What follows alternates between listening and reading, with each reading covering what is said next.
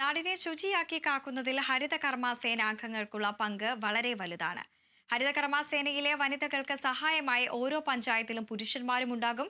എന്നാൽ ഇടുക്കി കരുണാപുരം ഗ്രാമപഞ്ചായത്തിലെ ഹരിതകർമ്മ സേനയെ വ്യത്യസ്തമാക്കുന്നത് പൂർണ്ണമായും വനിതകളാണ് എന്നതാണ്.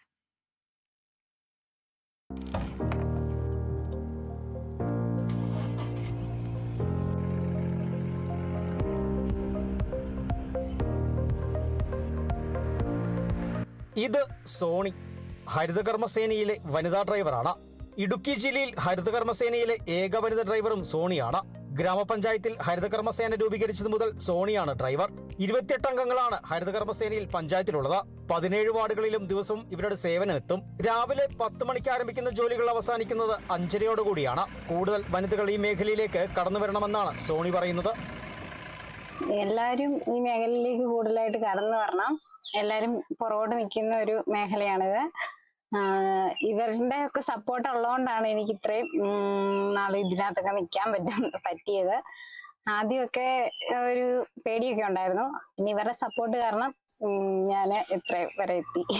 ഡ്രൈവർ വനിതയായതിനാൽ തന്നെ കൂടുതൽ സെക്യൂരിറ്റി ഉണ്ടെന്നാണ് സേനാംഗങ്ങളും പറയുന്നത്. രാത്രി വൈകിയൊക്കെ ജോലി ചെയ്യുമ്പോൾ വീട്ടിൽ പോകുവാനും മറ്റും ഉപകരിക്കുന്നതായി ഇവർ പറയുന്നു. ഒരു ഹരിതകർമ്മ സേനാംഗം എന്ന നിലയ്ക്ക് ഞങ്ങൾക്ക് ഒരുപാട് സപ്പോർട്ടാണ്. അത് നേരം പോയാലും ലോഡ് എടുക്കുന്ന സമയത്താണെങ്കിലും ഇറക്കുന്ന സമയത്താണെങ്കിലും ഒരുപാട് ഹെൽപ്പ് ചെയ്യുന്നുണ്ട്. ഒരു ദിവസം താമസിച്ചു പോയി അല്ലെങ്കിൽ ഏത് സമയത്ത് വിളിച്ചാലും വരികയും ചെയ്യും. അല്ലാണ്ട് ഞങ്ങൾക്ക് എല്ലാവർക്കും ഒരുപാട് സപ്പോർട്ടാണ്. ആദ്യഘട്ടത്തിൽ ഹരിതകർമ്മ സേനാംഗങ്ങൾക്ക് ഫീസ് നൽകുവാൻ നാട്ടുകാർ വിസമ്മതിച്ചിരുന്നെങ്കിലും ഇപ്പോൾ അതെല്ലാം മാറിയതായി ഗ്രാമപഞ്ചായത്ത് പ്രസിഡന്റ് സാക്ഷ്യപ്പെടുത്തുന്നു.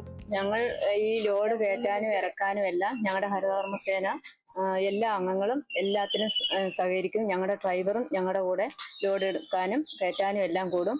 ഒരു പുരുഷൻ ചെയ്യുന്നതിൽ ഇരട്ടിയായിട്ട് ഞങ്ങളുടെ വനിതാ ഡ്രൈവർ ഞങ്ങളോട് എല്ലാത്തിനും സപ്പോർട്ട് ഉണ്ടാകും. ഓരോ മാസവും ടൺ കണക്കിന് പ്ലാസ്റ്റിക് മാലിന്യമാണ് ക്ലീൻ കേരളയ്ക്ക് പഞ്ചായത്തിൽ നിന്നും നൽകുന്നത്. മാർച്ച് 31-നുള്ളിൽ തന്നെ മാലിന്യരഹിത പഞ്ചായത്തായി കരുണാപുരത്തെ പ്രഖ്യാപിക്കുവാനൊരുങ്ങുകയാണ് ഭരണസമിതി.